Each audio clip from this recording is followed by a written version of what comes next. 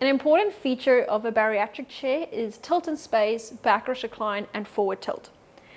Firstly, I want to go through why we want tilt in space rather than just having backrest recline. So first I'll show you what it looks like if we just use backrest recline.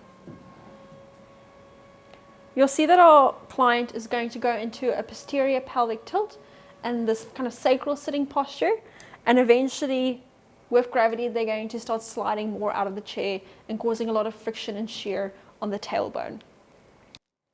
Now I'll show you the difference that it makes to use tilt in space first. So now we can keep the person's posture in a nice aligned, neutral posture in that 90-degree sitting position. But with tilting them back, we're having gravity assist us to keep them towards the back of the chair. Now we can also bring up our independent leg rest.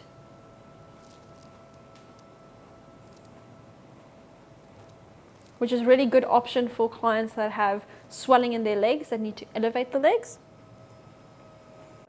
After we've tilted the person, now is a good time to use our backrest recline because there's no risk of them sliding out.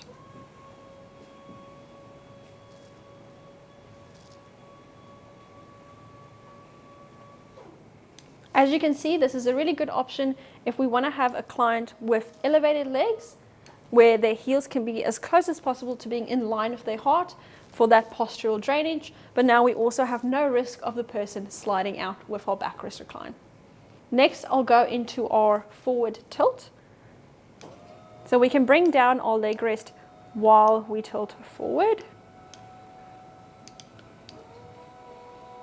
as well as our independent backrest.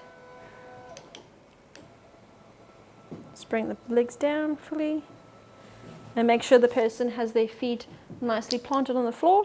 Now we'll go into our forward tilt, which is a good way to help our clients to do a sit to stand and eliminate or reduce manual handling from our caregivers who try to get their client into a standing position.